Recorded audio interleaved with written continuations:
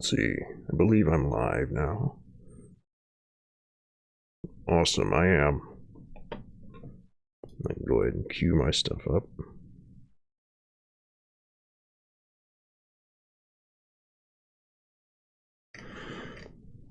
Alright, so I should be live, but apparently you do have to accept a disclaimer that you're old enough to watch. Forgot that I had my channel set to mature audiences. Maybe I can fix that. There we go. Uncheck mature content. There's nothing mature going on today. No protests or anything. Something I have to save here, or is it just going to automatically update it? Whatever. Alright. I'll get to reading in just a minute. For now, I'm going to make sure everything is working. Plug in my headphones and check that the audio is coming through clearly. Hold on.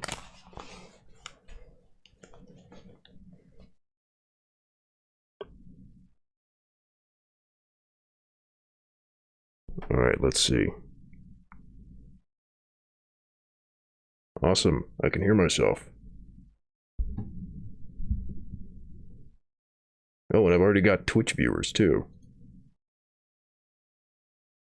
I guess some people tuned in for that.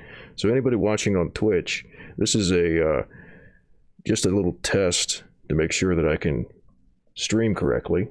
And while I'm doing that, I'm going to read some Mao, specifically Combat Liberalism, a very important and perhaps much needed work these days. And then after that, I'm just going to queue up on the private Lefty Poll sync. Oh hey, you're in Twitch chat. What's up? After I read the book, I'm just going to queue up on Twitch chat. Sorry, the Lefty Poll private sync some lectures, and you know, maybe get the day started with some education for people. Let me see, I think I might need to change the settings so that the chat stays up a little bit longer. Is there a delay? Is there a timeout? I might actually have to do that through Twitch itself. Whatever. This is all experimental setup stuff. Maybe I have to do it through...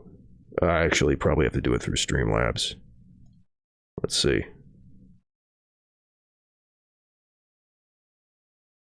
Where's the chat one? Media share. You would think that the chat window would be like one of the... There we go. It is. I just was looking in the wrong place. Alright, there's a hide message after 15 seconds. Yeah, that's too short. I'm gonna bump that up to 60 seconds at least. Alright, should be good now. Oh, and that's nice. I've got the little widget that shows me anything people chat, so I'm just gonna go ahead and plug leftypoll.org and motherchan.net. So if you want to join the community, those are the sites. Unfortunately, it has split recently, but we've got a private window. I don't know these Twitch emotes yet. Great. Greygasm. Yeah, unfortunately we split recently, but the leftypoll.org site has a private sync tube where we can discuss and stream lectures, which is what I'm going to be doing after this. But for now, I'm just going to get on with reading some Mao here. Alright. So yeah, just a quick little simple reading. And you might see that I've got my face hidden. That's mostly just as a joke. I don't care that much about face reveal stuff. but I feel like I needed to get into the spirit of the tanky literature. So this is a pretty short book. Don't take it too seriously. It's, I don't know. I've got some thoughts I'll share about it after I've read through it. All right. So Mao Zedong, Combat Liberalism. Peking, 1965, Foreign Languages Press. First edition, 1954. Second edition, first revised translation, 1960. Third edition, second revised translation, 1965. Publisher's note. The present English translation of Combat Liberalism has been made from the Chinese text given in the selected works of Mao Zedong, Volume 2, published by the People's Publishing House, Peking, in August 1952. Printed in the People's Republic of China. All right. Before I continue, anybody have problems with audio, trouble seeing or hearing? Post in the chat. I've got the window up so I can see and respond to it.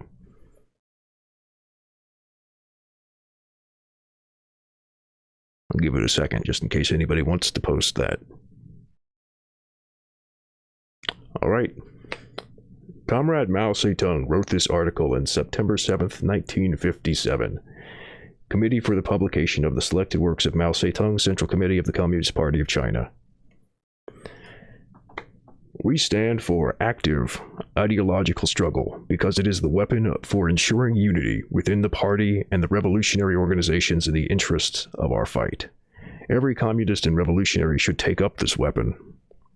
But liberalism rejects ideological struggle and stands for unprincipled peace, thus giving rise to a decadent Philistine attitude and bringing about political degeneration in certain units and individuals in the party and the revolutionary organizations.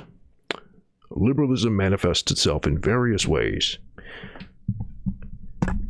To let things slide for the sake of peace and friendship when a person has clearly gone wrong, and refrain from principled argument because he is an old acquaintance, a fellow townsman, a schoolmate, a close friend, a loved one, an old colleague, or an old subordinate. Or to touch on the matter lightly instead of going into it thoroughly, so as to keep on good terms. The result is that both the organization and the individual are harmed. This is one type of liberalism. So that's liberalism type 1. To indulge in irresponsible criticism in private instead of actively putting forward one's suggestions to the organization, to say nothing to people to their faces, but to gossip behind their backs, or to say nothing at a meeting, but to gossip afterwards, to show no regard at all for the principles of collective life, but to follow one's own inclination. This is a second type, type 2. So yeah, there's a theme here, which is that you're avoiding conflict, you're avoiding the issue, and, you know, prioritizing smooth sailing in relationships over actually accomplishing anything. To let things drift if they do not affect one personally. To say as little as possible while knowing perfectly well what is wrong. To be worldly wise and play safe and seek only to avoid blame. This is a third type. Type 3. Not to obey orders, but to give pride of place to one's own opinions, to demand special consideration from the organization, but to reject its discipline. This is a fourth type, the special snowflake type. To enter into an argument and struggle against incorrect views, not for the sake of unity or progress or getting the work done properly, but in order to make personal attacks, to pick quarrels, vent personal spite, or seek revenge. This is a fifth type. To hear incorrect views without rebutting them, even to hear counter-revolutionary remarks without reporting them, but instead to take them calmly as if nothing had happened. This is a sixth type. So now we're getting into a bit of a different set of categories here. We were just talking about, you know, making it about yourself and being like a drama queen instead of actually supporting the function of the organization. Now we're getting into just being a slacker, really. To be among the masses and fail to conduct propaganda and agitation, or speak at meetings, or conduct investigations and inquiries among them, and instead to be indifferent to them and show no concern for their well-being, forgetting that one is a communist and behaving as if one were an ordinary non-communist. This is a 7th type, so again, slacking. To see someone harming the interests of the masses and yet not feel indignant, or dissuade or stop him or reason with him, but allow him to continue. This is an 8th type, so letting that doomerism spread. It's type 8 liberalism. To work half-heartedly without a definite plan or direction, to work perfunctorily and muddle along so long as one remains a monk, one goes on tolling the bell. This is a 9th type. I'm starting to think this might actually just be restating something that was earlier in here. It's kind of a summary of these earlier types just now. To regard oneself as having rendered great service to the revolution, to pride oneself on being a veteran, to disdain minor assignments, while being quite unequal to major tasks, to be slipshod in work and slack in study. This is a 10th type. Alright, that's kind of being repetitive now. To be aware of one's own mistakes and yet make no attempt to correct them, taking a liberal attitude towards oneself. This is an 11th type, but we could name more. But these 11 are the principal types. They are all manifestations of liberalism. Liberalism is extremely harmful in a revolutionary collective. It is a corrosive which eats away unity, undermines cohesion, causes apathy, and creates dissension. It robs the revolutionary ranks of compact organization and strict discipline, prevents policies from being carried through, and alienates the party organizations from masses which the party leads. It is an extremely bad tendency.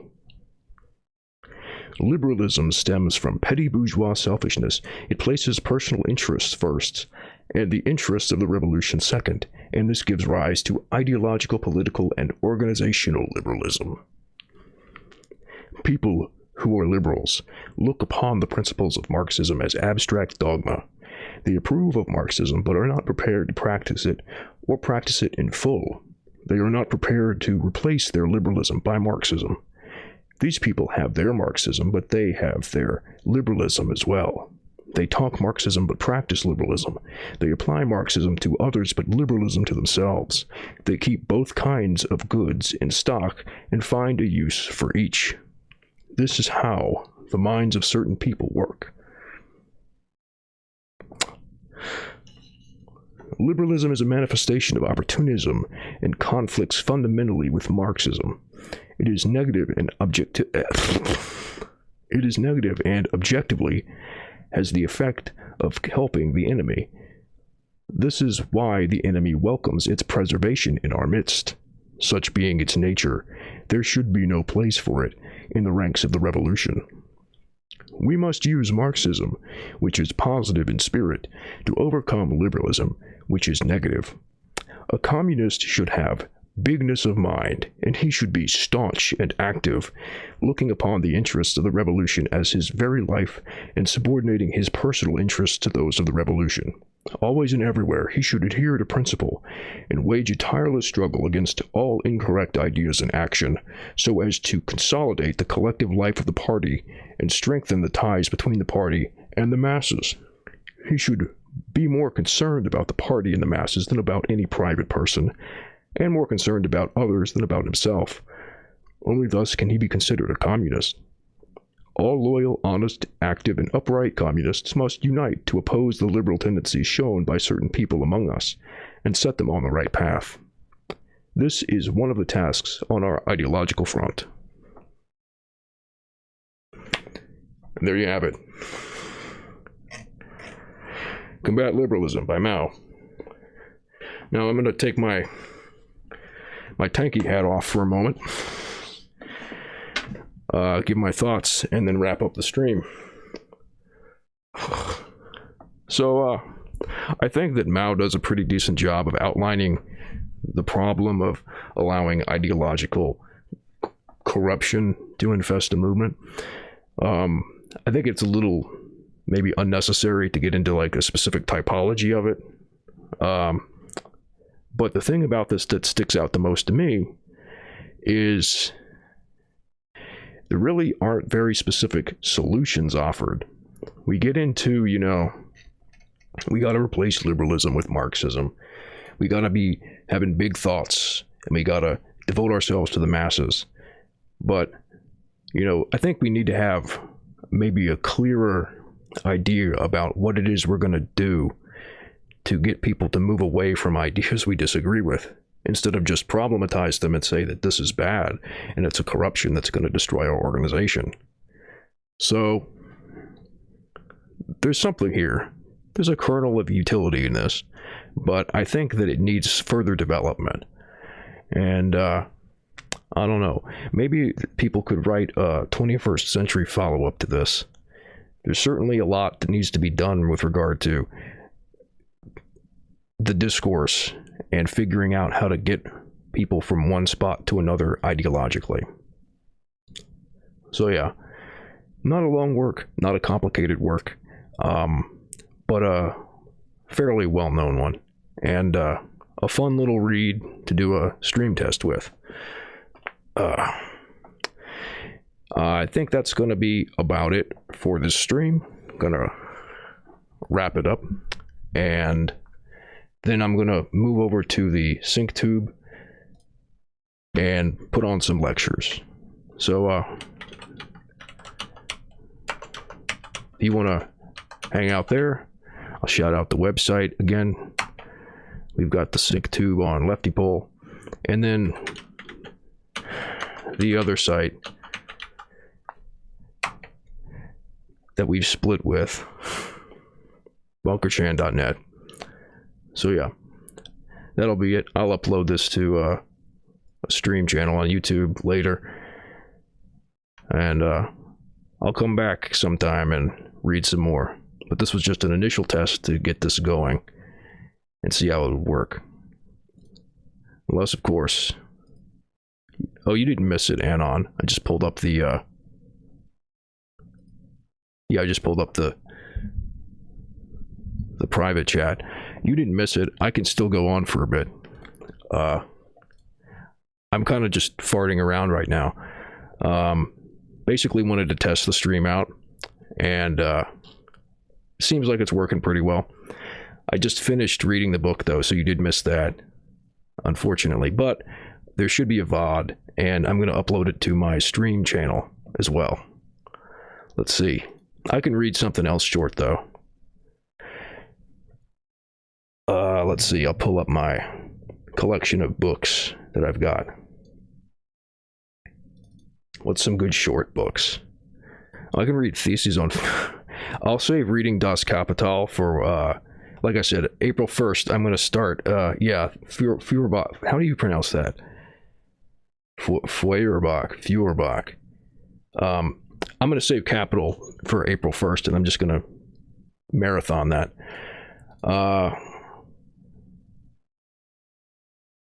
So yeah, let's see. Where would I have theses on Feuerbach? All right, yeah, my Marx and Engels folder. There we go. I don't have a consistent sorting method. Feuerbach. Like the room. All right. Let's see. Is there a way I can...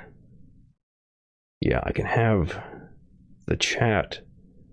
There we go. I can see the chat from Twitch, and I can see the private one at the same time. Awesome. All right. Here we go. I'm going to read Theses on Feuerbach by Marx. Let's see if I can maybe increase the... What am I outputting at? Oh, it looks like there's a choice, so people can set it wherever they want. Let me stretch this out a little bit. make the text a little bigger.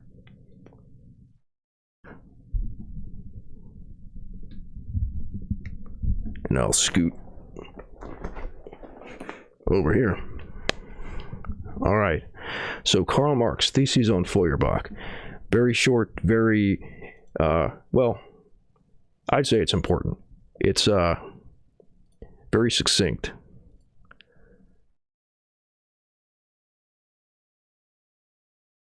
Blank shot off the Aurora. I don't get the reference, but this isn't the first time I've streamed. I've streamed before. It's just I've been away from it for a while. Let's see. Karl Marx, Theses on Feuerbach. This is the copy from marx2mal.com.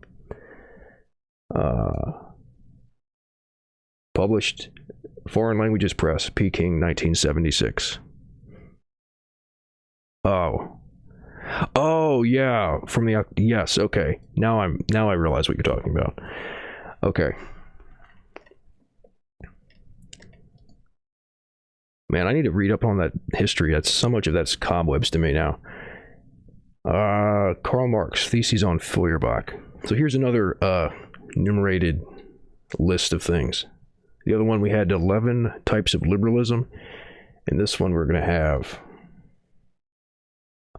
11 theses. What do you know? All right. Thesis 1. The chief defect of all hitherto existing materialism, that of Feuerbach included, is that the thing, Gegenstand, reality, sensuousness, is conceived only in the form of object, or of intuition, Anschauung, but not as human sensuous activity, practice, not subjectively.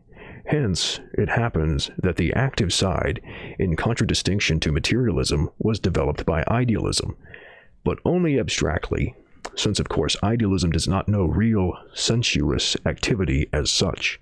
Feuerbach wants sensuous objects really distinct from the objects of thought, but he does not conceive human activity itself as objective. Gegenständlich activity. Hence the essence of Christianity. In the essence of Christianity, he regards the theoretical attitude as the only genuinely human attitude, where practice is conceived and fixed only in its dirty Jewish manifestation. Please don't ban me, Twitch.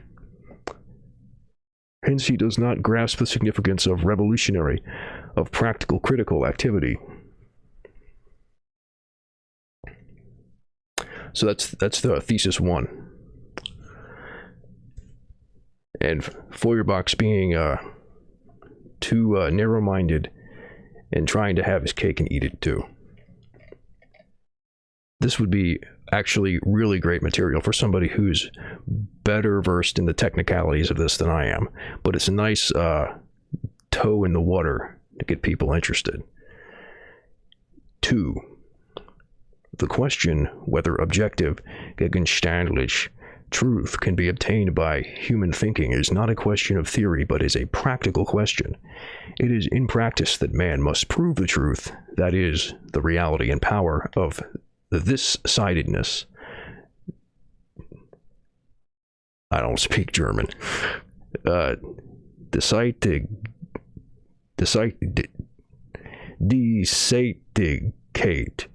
Deseitigkeit of his thinking. The dispute over the reality or unreality of thinking, which is isolated from practice, is a purely scholastic question. 3. The materialist doctrine that men are products of circumstances and upbringing, and that therefore changed men are products of other circumstances and changed upbringing, forgets that men themselves change circumstances and that the educator himself must be educated. Hence, this doctrine necessarily arrives at dividing society into 2 parts, of which one is superior to society, in Robert Owen, for example. Oh no. Oh, I see. Dividing society into 2 parts, of which one is superior to society. I was thinking they were going to say of which one, and then they meant one as in person. The coincidence of the changing of circumstances and of human activity can be conceived and rationally understood as only as revolutionizing practice. So yeah, there we go. It's not just about things are deterministic in the sense that people are determined by whatever happened to them, but you can also create circumstances that determine other people. And then this is actually something that we can do. You know, the practice and attaining truth is something that you do, not just something you think about. 4. Feuerbach starts out from the fact of religious self-alienation, the duplication of world into a religious imagined world and a real one. His work consists in the dissolution of the religious world into its secular basis. He overlooks the fact that after completing this work, the chief thing still remains to be done. For the fact that the secular foundation detaches itself from itself and establishes itself in the clouds as an independent realm is precisely only to be explained by the very self-dismemberment and self-contradictoriness of this secular basis. The latter itself must, therefore, be understood in its contradiction and then revolutionized in practice by the elimination of the contradiction. Against stemlordism. You could say that, couldn't you? Thus, for instance, once the earthly family is discovered to be the secret of the holy family, the former must then itself be criticized in theory and revolutionized in praxis.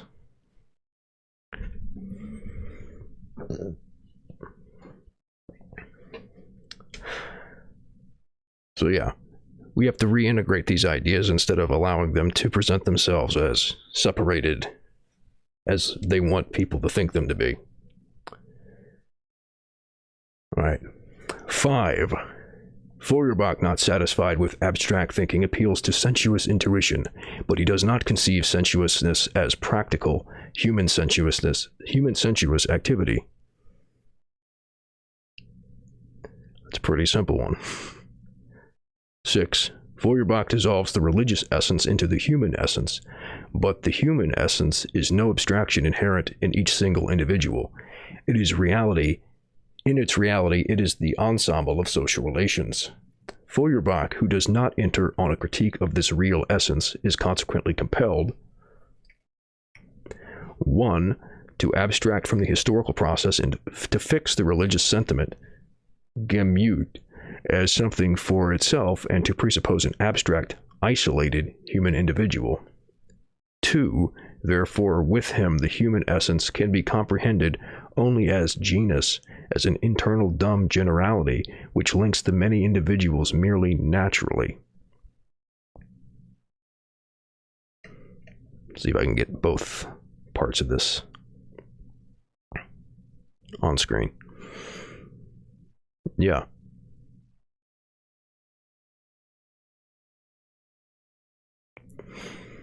I mean, seems pretty straightforward. You've got to actually break it down and see that this is like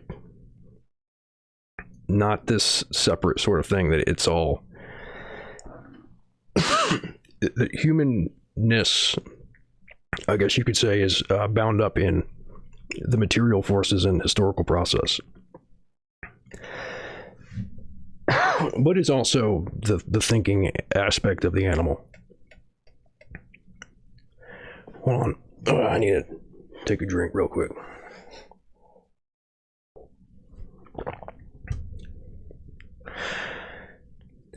Seven.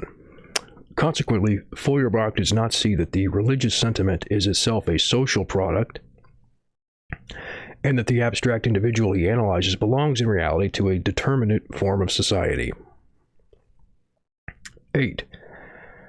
Social life is essentially practical. All mysteries which lead theory astray into mysticism find their rational solution in human practice and in the comprehension of this practice. 9. The highest point attained by intuiting materialism, that is, materialism which does not understand sensuousness as practical activity, is the outlook of single individuals in civil society. 10. The standpoint of the old materialism is civil society. The standpoint of the new is human society, or socialized humanity.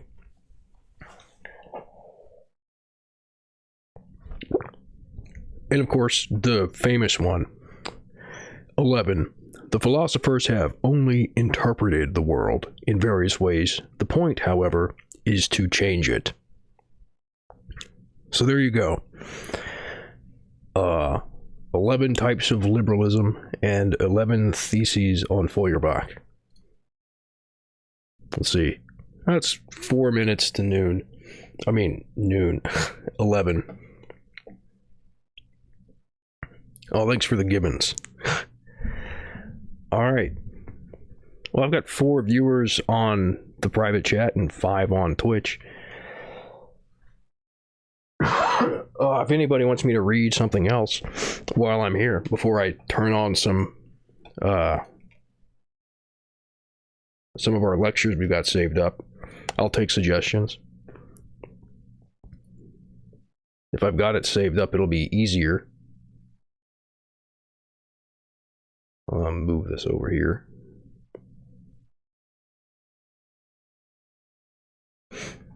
Ugh.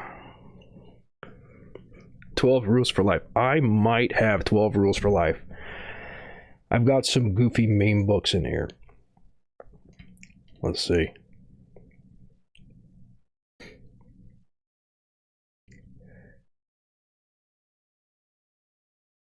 Nope, I don't have 12 rules for life. Destiny's Inward Manifesto. I don't have that. I do have, for looking at meme books, where is it? I do have The Art of the Argument by Stefan Molyneux. That's in my collection. I think he was giving that one away for free.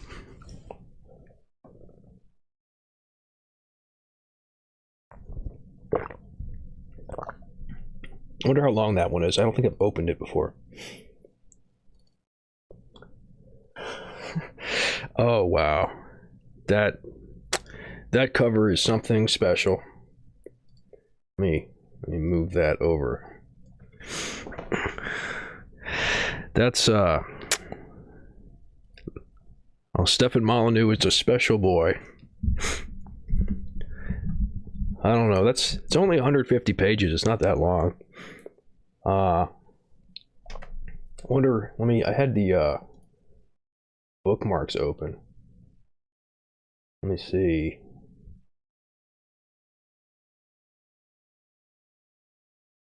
They're not well sorted. It looks like it doesn't have chapters. It looks like it might have just headings. Let me see. Oh, wait, here we go. The subtitle: The Art of the Argument. Western Civilization's Last Stand.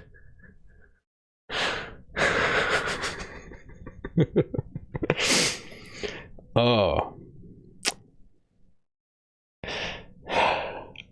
Boy, right-wing libertarianism is a special trip. How could these people have turned to fascism in such large numbers? It's hard to conceive of how that could have happened. Yeah, he's the last philosopher of the West. Oh man. Okay, now here we go. The table of contents does actually have, it looks like, chapter headings. So yeah. Part 1, an introduction to the argument. What is an argument? Correlation and causation is in its whole chapter. Inductive reasoning and certainty. The argument and correction. Freedom and the argument, which has a subheading, the argument and survival. We've got the argument as civilization. So it's not just like The basis of civilization. Argument is civilization. The argument and parenting. He's big. He's got, like, he really cares about parenting. That's the thing with him. The etymology of the argument. Does he mean like the word, or does he just mean like the words in the argument? Or that's, I'm curious what that means. Oh, I think he's just talking about like the origin of the argument, which isn't really what etymology is. The argument began in ancient Greece and was primarily associated with Socrates. The Socratic method is a way of probing abstract statements, particularly about morality, in order to determine if they hold true under most reasonable circumstances. This was the first real counterattack in the mostly endless war that reason wages against sophistry. The argument engages the prefrontal cortex, the seat of reasoning in the brain. Sophistry attempts to bypass the prefrontal cortex and activate the amygdala, the seat of hyper-emotional fight or flight reactions. This guy definitely knows what he's talking about. Oh man, I might have to read this on stream at some point. This is good. I have to brush up on my Stefan Molyneux impression. Oh god. The philosopher engages your intellect. The sophist provokes an emotional response in order to bypass your intellect. The philosopher makes the moral case for a just war. Does that sound like, is that what a philosopher does? Is manufacture consent? That's what philosophy, I mean, he thinks that like the bounty and the justification for capitalism is iPhones, so I guess it doesn't really mismatch his view if he thinks that manufacturing consent is the role of philosophers. The philosopher makes the moral case for a just war. That's, what a dark thing to say.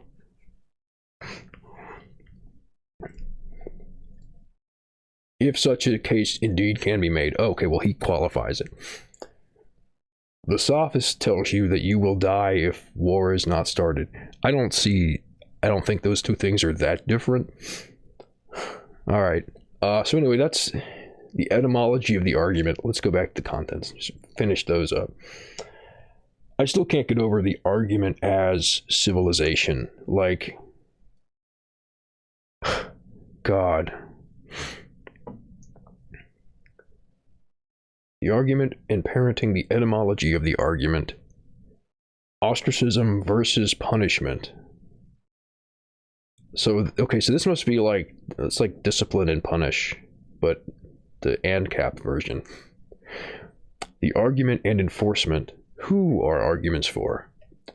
The audience and the argument and reality, the argument and truth, the argument and existence. The argument sounds like just, what's that term?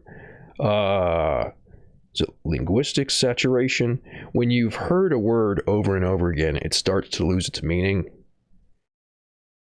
The argument and truth, the argument and existence, the argument and empiricism, the essential elements of the argument and rights, defining defining definitions. This guy has reached the apex of philosophy.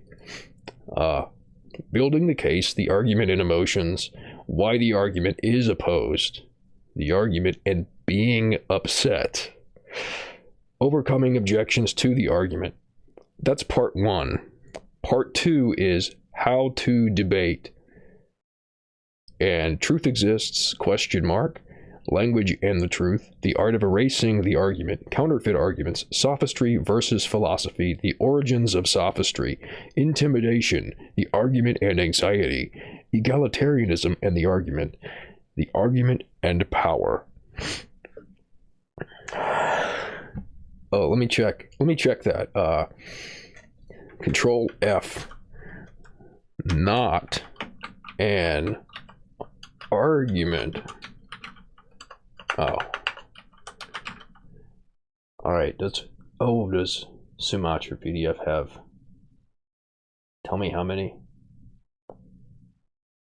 Alright.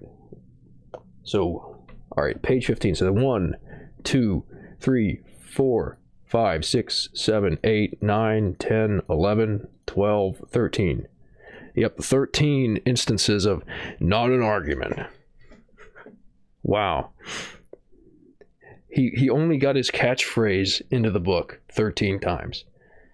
That is a rate of less than 1 per 10 pages. There's 150 pages in this book. His magnum opus has 150 pages.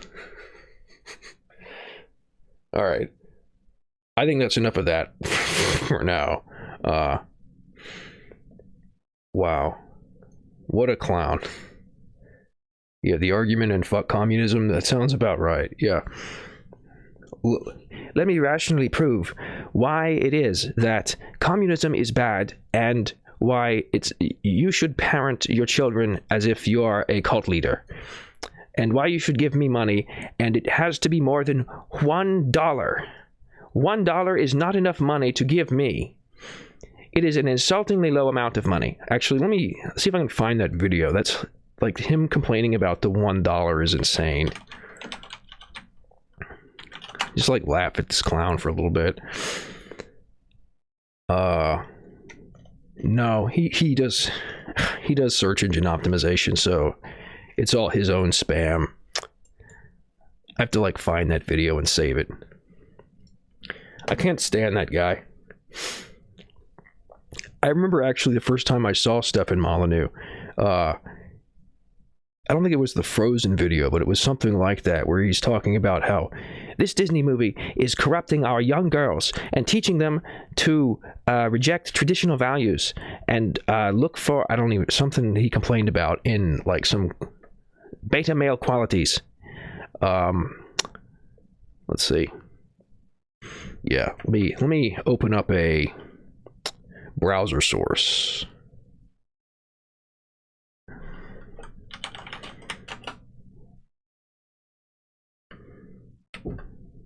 Oh, I'm going to need to put headphones on if I'm going to listen to this and do a response to it.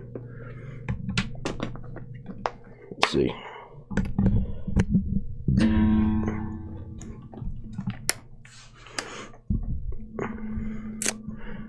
Make sure I've got the... There we go. Hold on, let me full screen that.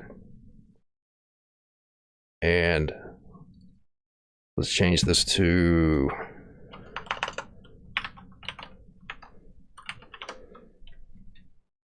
Change the resolution, put it underneath me. All right, yeah, here we go. This is just incredible. This is your brain on anarcho-capitalism. All right.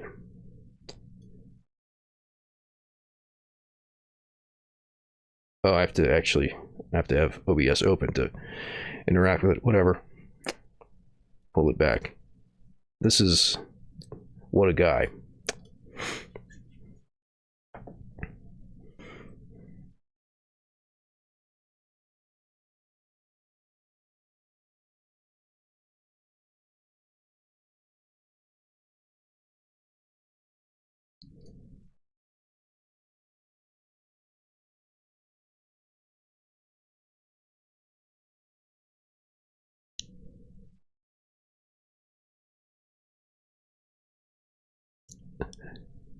Just want to point out,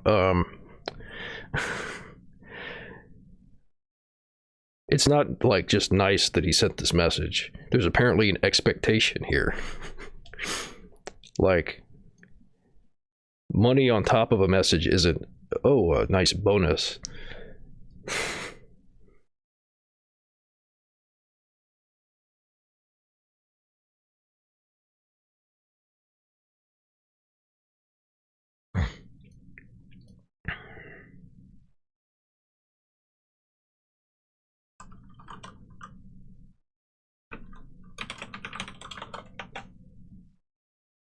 Oh, hold on. I think there might be an audio problem. Okay. Let me try instead. Let me try screen capture. Hold on, I'll turn it to studio mode. Screen capture. I think I might have been missing, hold on, this is, okay. So you had no sound on the YouTube video. I know what that problem was, but then there's bad frame rate. Let me try. I've got this, and turn that off. Oh, whoops. Turn that off, and let me see. I'll do a screen capture. There we go. Display capture. Okay. And let me just. I would like to read to you. Okay, there we go. All right. And turn off. There we go. All right.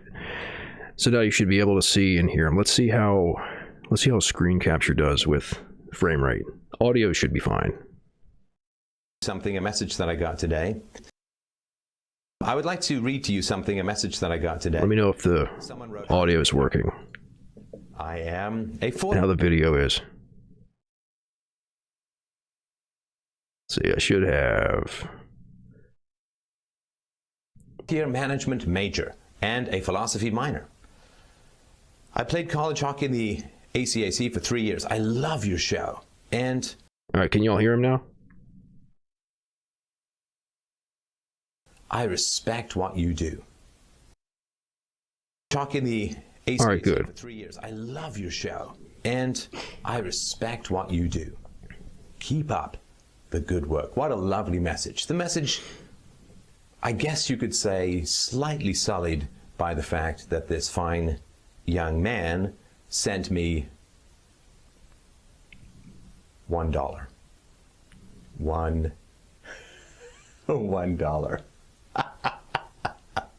Now, some people are very generous, don't get me wrong. The people who are very generous have shared with me their frustrations at the free ride nature of most of the people who listen to this philosophy show. Free ride nature. This is Stefan Molyneux from Free Domain Radio. If you want to support the show, I strongly urge you to do so. I think it's the best chance for a virtuous future. FDR URL. A virtuous future. /donate. And if not, drop philosophy. Go to church, paint yourself blue, and go cheer yourself hoarse at some bullshit political rally. But please, get out of the goddamn way. If you don't give me money, philosophy is not for you. $1. Oh wait, I missed the best part. At the end. $1.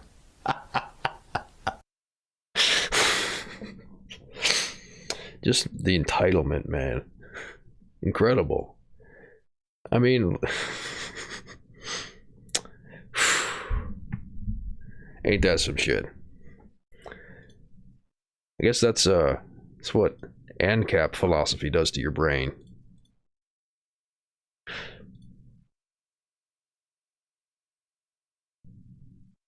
Oh, wait, hold on. I want to turn off. There we go. All right, so there you have it. That's Stefan Molyneux in a nutshell.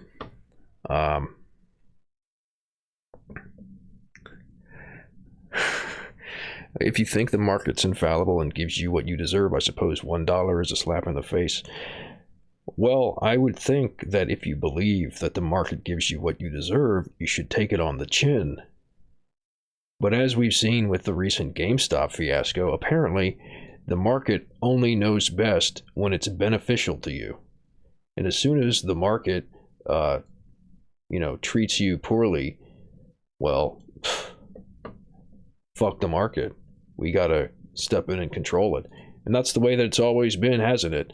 Whenever the market screws up, everybody who loves the big free market, loves the laissez-faire capitalism. Now we got to have regulated capitalism. We got to have the state come in and bail out the market. But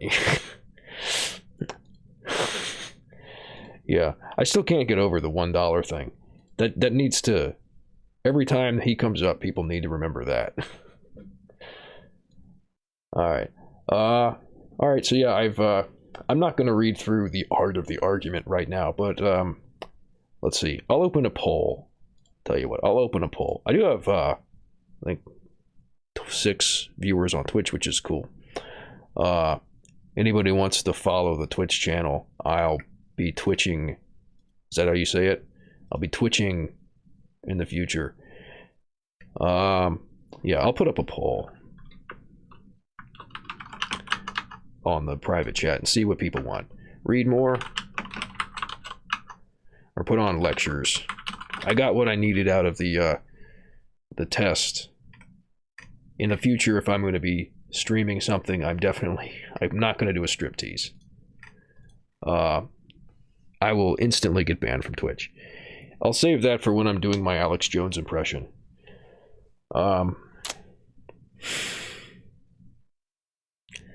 So yeah, I'll have actual things planned out more so in the future when I come to read stuff. Now let's see, is there anybody I can find on Twitch that I can raid? That's supposed to be like a good thing. And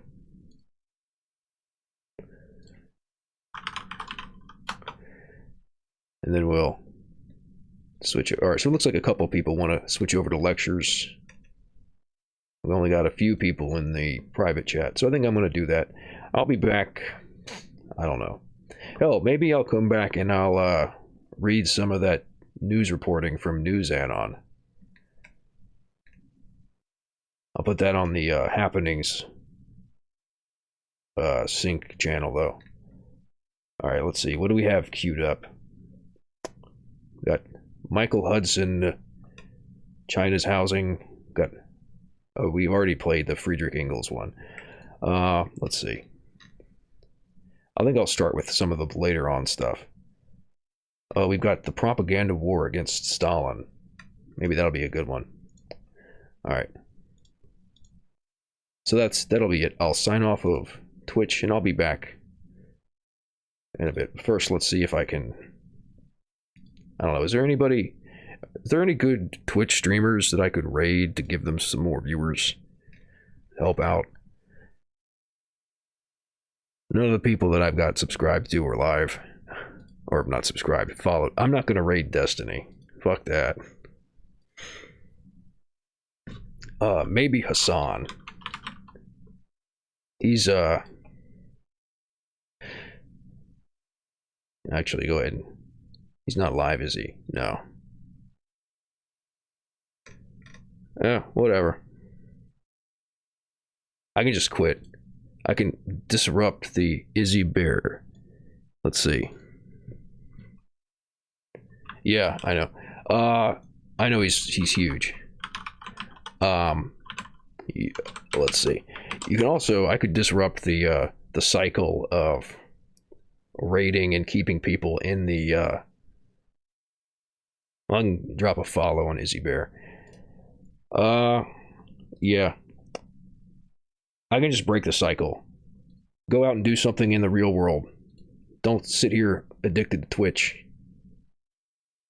Have a life. I'm just going to cut it off. Bye.